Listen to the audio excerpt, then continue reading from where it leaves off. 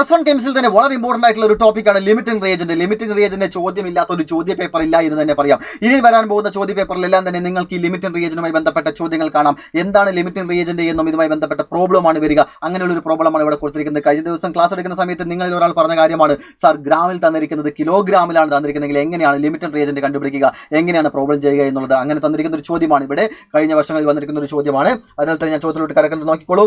50 kilogram N2 and 10 kilogram of H2 are mixed to produce NH3. 50 gram നൈട്രജനും 10 gram ഹൈഡ്രജനും കൂടെ mix ചെയ്ത് ammonia ഉണ്ടാക്കുന്നു. Calculate the amount of NH3 formed. NH3 എത്രയാണ് ഉണ്ടായത് എന്നുള്ളത് കണ്ടുപിടിക്കുക.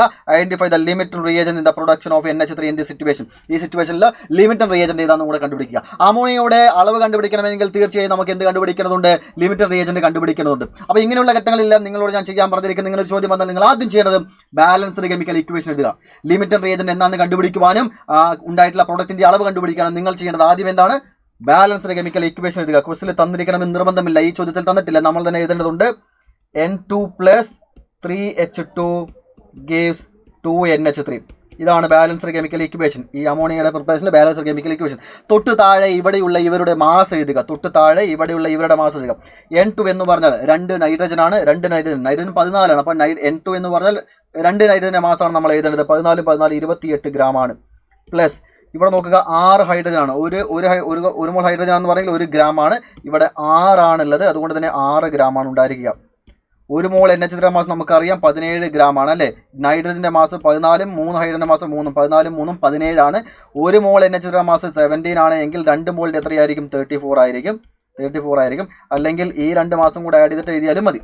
നിങ്ങൾക്ക് ഈ 2 മാസം കൂടെ ആഡ് ചെയ്യുമ്പോൾ കിട്ടുന്ന അതേ വാല്യൂ തന്നെയായിരിക്കണം റൈറ്റ് സൈഡും കിട്ടേണ്ടത്. അങ്ങനെ കിട്ടിയിട്ടില്ല എങ്കിൽ നിങ്ങൾ എഴുതിയിരിക്കുന്ന ഈക്വേഷൻ തെറ്റാണ് എന്ന് ഉറപ്പിക്കാം, ബാലൻസ്ഡ് അല്ല എന്ന് ഉറപ്പിക്കാം. എന്നിട്ട് എന്താ തെറ്റെന്ന് മനസ്സിലാക്കി ക്ലിയർ ആയിട്ട് നമുക്ക് എഴുതാം. ഇവിടെ നമ്മൾ എഴുതിയിരിക്കുന്നതെല്ലാം ഗ്രാമിലാണ്, പക്ഷേ ചോദ്യത്തിൽ തന്നിരിക്കുന്നതെല്ലാം കിലോഗ്രാമിലാണ്. അതിനാൽ തന്നെ ക്വസ്റ്റിൽ തന്നിരിക്കുന്ന കിലോഗ്രാമിനെ ഗ്രാമിലോട്ട് മാറ്റണം, അല്ലെങ്കിൽ നമ്മൾ എഴുതി വെച്ചിരിക്കുന്ന ഗ്രാമിനെ കിലോഗ്രാമിലോട്ട് മാറ്റണം. രണ്ടും സെയിം യൂണിറ്റ് ആക്കി മാറ്റണം. ഒന്നുകിൽ ഇവരെ എല്ലാവരെയും കിലോഗ്രാമിലാക്കുക, അല്ലെങ്കിൽ ഇവരെ എല്ലാവരെയും ഗ്രാമിലോട്ട് മാറ്റുക. ഞാൻ വളരെ ഈസി ആയിട്ട് ഇവരെല്ലാവരെയും കിലോഗ്രാമിലോട്ട് മാറ്റുന്നു. സിമ്പിളായിട്ട് എന്ത് ചെയ്താൽ മതി? KG നിട്ടാൽ മതി. 28 ഗ്രാം എന്നുള്ളതിന് ഞാൻ 28 കിലോഗ്രാം എന്ന് എഴുതുന്നു. 28 കിലോഗ്രാം. നോക്കണം, ഇത് മനസ്സിലാക്കേണ്ട കാര്യം ഇത്രയേ ഉള്ളൂ. നോക്കടാ, 28 ഗ്രാം നൈട്രജനോടൊപ്പം റിയാക്ട് ചെയ്യാൻ 6 ഗ്രാം ഹൈഡ്രജൻ വേണം. അങ്ങനെയാണെങ്കിൽ 34 ഗ്രാം അമോണിയ കിട്ടും.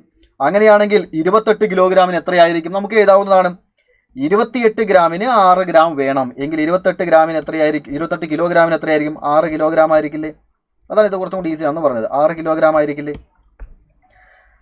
28 ഗ്രാമും 6 ഗ്രാമും കൂടെ ചേർന്നാൽ 34 കിലോഗ്രാം കിട്ടുമെങ്കിൽ 28 കിലോഗ്രാമും 6 കിലോഗ്രാമും കൂടെ ചേർന്നാൽ 34 കിലോഗ്രാം. അത് ഗ്രാമിന് നേരെ കിലോഗ്രാമിലോട്ട് മാറ്റി എഴുതി. അപ്പോൾ ഇവിടെ നമ്മൾ മനസ്സിലാക്കാൻ സാധിക്കുന്നത് 28 കിലോഗ്രാം നൈട്രജനും 6 കിലോഗ്രാം ഓഫ് ഹൈഡ്രജനും കൂടെ റിയാക്ട് ചെയ്താൽ നമുക്ക് 34 കിലോഗ്രാം ഓഫ് അമോണിയ കിട്ടും എന്നാണ്. 28 കിലോഗ്രാം നൈട്രജനോടൊപ്പം റിയാക്ട് ചെയ്യാൻ 6 kg ഹൈഡ്രജൻ വേണമെന്ന്. ഇതൊക്കെയാണ് നമ്മൾ ഇവിടെ മനസ്സിലാക്കുന്നത്. ഇതിൽ ആരാണ് ലിമിറ്റിംഗ് റിയേജന്റ് എന്ന് കണ്ടുപിടിക്കാനായിട്ട് പോവുകയാണ്. അതിന് ഈസി ആയിട്ടുള്ള വഴി N2 എന്ന ഹെഡിങ് കൊടുക്കുന്നു, H2 എന്ന ഹെഡിങ് കൊടുക്കുന്നു. റെഡി? അപ്പോൾ N2 എന്ന ഹെഡിങ്, H2 എന്നത് നൈട്രജൻ എന്നൊരു ഹെഡിങ്ങും ഹൈഡ്രജൻ എന്ന് പറയുന്ന ഹെഡിങ്ങുമാണ് കൊടുക്കുന്നത്. എന്നിട്ട് നൈട്രജന് തൊട്ട് താഴെ നൈട്രജന്റെ ഇവിടുത്തെ മാസം എടുക്കുക. നൈട്രജന്റെ ഇവിടുത്തെ മാസം എത്രയാണ്? 28 kg. ഹൈഡ്രജന്റെ ഇവിടുത്തെ മാസം എടുക്കുക. ഹൈഡ്രജന്റെ ഇവിടുത്തെ മാസം എത്രയാണ്?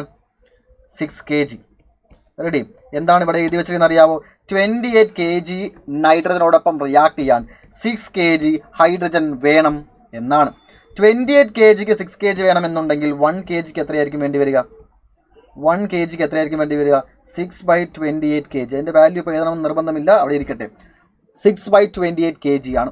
ഓക്കെ, 1 കിലോഗ്രാം നൈട്രജനോടൊപ്പം റിയാക്ട് ചെയ്യാൻ 6/28 കിലോഗ്രാം ഓഫ് ഹൈഡ്രജൻ വേണം. ഇവിടെ എത്ര നൈട്രജൻ റിയാക്ട് ചെയ്യുന്നുണ്ട് നോക്കിക്കേ. എത്ര നൈട്രജൻ റിയാക്ട് ചെയ്യുന്നുണ്ട്? 50 kg. 50 കിലോഗ്രാം നൈട്രജൻ റിയാക്ട് ചെയ്യുന്നുണ്ട്. അങ്ങനെയാണെങ്കിൽ 50 കിലോഗ്രാം നൈട്രജൻ എത്ര വേണ്ടി വരും? 6/28 × 50 അല്ലേ? 6/28 × 50. അത് നിങ്ങൾ ചെയ്താൽ നിങ്ങൾക്ക് കിട്ടുന്നത് 10.71 kg ആണ്. 10.71 kg ഓഫ് ഹൈഡ്രജൻ. നോക്കുക, 50 കിലോഗ്രാം നൈട്രജനോടൊപ്പം റിയാക്ട് ചെയ്യാൻ 10.71 കിലോഗ്രാം ഓഫ് ഹൈഡ്രജൻ വേണം. 10.71 കിലോഗ്രാം ആണ് വേണ്ടത്. 50 ഗ്രാമിനോടൊപ്പം റിയാക്ട് ചെയ്യാൻ 10.71 കിലോഗ്രാം വേണം. പക്ഷേ ഇവിടെ വെറും 10 കിലോഗ്രാമേ ഉള്ളൂ. വേണ്ട അളവ് 10.71 7.25 കിലോ നമുക്ക് വേണം. 10.25 കിലോളം ഹൈഡ്രജൻ നമുക്ക് വേണം. പക്ഷെ വെറും 10 കിലോഗ്രാം മാത്രമേ ഹൈഡ്രജൻ ഇവിടെയുള്ളൂ. വേണ്ട അളവിനേക്കാൾ കുറവളവുള്ളത് ആരാണ്? ഹൈഡ്രജൻ ആണ്. അതിനാൽ തന്നെ ഇവിടെ ഹൈഡ്രജൻ ആണ് ലിമിറ്റിംഗ് റിയേജന്റ്. അത് എഴുതി കൊടുക്കണം. കാരണം ലിമിറ്റിംഗ് റിയേജന്റ് ഏതാണെന്ന് ചോദിച്ചിട്ടുണ്ട്. H2 is the limiting reagent എന്ന് എഴുതുന്നു. അപ്പോൾ ഹൈഡ്രജൻ ആണ് തീരുമാനിക്കുന്നത് പ്രൊഡക്റ്റിന്റെ അളവ് അഥവാ NH3 അളവ് എന്ന് പറയുന്നത്. അപ്പോൾ ഞാൻ ഹെഡിങ് ആയിട്ട് എഴുതുന്നു H2. ഹൈഡ്രജൻ തീരുമാനിക്കും NH3 അളവ്. ഇവിടെ ചെയ്തതുപോലെ തന്നെ നമുക്ക് ഇവിടെ ചെയ്യാവുന്നതേ ഉള്ളൂ. നോക്കണേ, ഹൈഡ്രജൻ എത്രയാണ് ഇവിടുത്തെ മാസ്? ഹൈഡ്രജന്റെ ഇവിടുത്തെ മാസ് 6 കിലോഗ്രാം ആണ്, 6 kg ആണ്. അമോണിയ എത്രയാണ്? 34 kg ആണ്. അമോണിയ 34 kg ആണ്. റെഡി. 6 കിലോഗ്രാമിന് 34 kg വേണം എന്നുണ്ടെങ്കിൽ 1 കിലോഗ്രാമിന് എത്രയായിരിക്കും വേണ്ടി വരിക? 1 കിലോഗ്രാമിന് എത്രയായിരിക്കും വേണ്ടി വരിക? 34 ഡിവൈഡഡ് ബൈ 6 ആയിരിക്കും അല്ലേ? 6 ചോക്ലേറ്റിന് 34 രൂപയാണെങ്കിൽ ഒരു ചോക്ലേറ്റിന് എത്രയായിരിക്കും? 34 ഡിവൈഡഡ് ബൈ 6, അത്രയും കെ ജി. ഇവിടെ നമ്മൾ മനസ്സിലാക്കാൻ സാധിക്കുന്നത് 1 കിലോഗ്രാം ഹൈഡ്രജൻ കംപ്ലീറ്റ് ആയിട്ടും റിയാക്ട് ചെയ്ത് കഴിഞ്ഞാൽ നമ്മൾക്ക് 34/6 അമോണിയാണ് കിട്ടുക. ഇവിടെ എത്ര കിലോഗ്രാം ഹൈഡ്രജൻ ആണ് മുഴുവനായി റിയാക്ട് ചെയ്തത്? 10 കിലോഗ്രാം ഹൈഡ്രജൻ മുഴുവനായി റിയാക്ട് ചെയ്യും. കാരണം ഹൈഡ്രജൻ ആണ് ഇവിടുത്തെ ലിമിറ്റിംഗ് റിയേജന്റ്. ഹൈഡ്രജൻ മുഴുവനായും റിയാക്ട് ചെയ്ത് തീരും. എക്സസ് റിയാക്ട് എന്ന് പറഞ്ഞാൽ നൈട്രജൻ ആണ്. നൈട്രജൻ ഇവിടെ മുഴുവൻ റിയാക്ട് ചെയ്യത്തില്ല. കാരണം നൈട്രജൻ മുഴുവനും റിയാക്ട് ചെയ്യണമെങ്കിൽ ഹൈഡ്രജൻ 10.71 വേണം. 10.71 ഉണ്ടോ? ഇല്ല, വെറും 10 ഉള്ളൂ. അതിനാൽ നൈട്രജൻ ബാക്കി നിൽക്കും.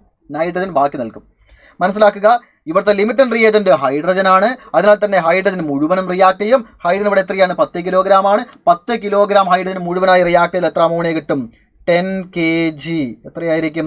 34 divided by 6 into 10 equal to നിങ്ങൾക്ക് കിട്ടുക 56.66 കിലോഗ്രാം ആണ്. അത്രയും അമോണിയാണ് ഉണ്ടായിരിക്കുക. ഓക്കെ, അത്രയും kg NH3 പ്രൊഡ്യൂസർ. ഇത്രയേ ഉള്ളൂ. ഏത് ചോദ്യം വന്നാലും ലിമിറ്റഡ് റീജിയനുമായിട്ട് ഇങ്ങനെയുള്ള ചോദ്യങ്ങൾ ഏത് വന്നാലും നിങ്ങൾക്ക് എല്ലാവർക്കും വളരെ ഈസി ചെയ്യാൻ പറ്റുന്ന ഒരു ഈസി ആയിട്ടുള്ള ടെക്നിക്കാണിത്. ഒന്നുകൂടെ സെറ്റാക്കി മനസ്സിലാക്കിയാൽ ഇതുപോലുള്ള ഏത് ചോദ്യങ്ങൾ നിങ്ങൾക്ക് സ്വയം ആൻസർ ചെയ്യാൻ പറ്റുന്നത് നോക്കുക. കൂടുതൽ ചോദ്യങ്ങൾ ഞാൻ വീണ്ടും വരുന്നപ്പോൾ ഇന്നത്തെ ക്ലാസ്സിൽ പറഞ്ഞ കംപ്ലീറ്റ് നിങ്ങൾ വളരെ വ്യക്തമായിട്ട് മനസ്സിലായിരിക്കും. ഇതിന്റെ കമന്റ് ബോക്സ് നിങ്ങൾ രേഖപ്പെടുത്താവുന്നു. അപ്പോൾ താങ്ക് യു. മാക്സിമം ഷെയർ ചെയ്യുക കേട്ടോ. നിങ്ങൾക്ക് ഇത് യൂസ്ഫുൾ ആണെന്ന് തോന്നുകയാണെങ്കിൽ മാക്സിമം ആളുകൾക്ക് ഷെയർ ചെയ്യുക. ലൈക്ക് അടിക്കാൻ മറക്കരുതേ.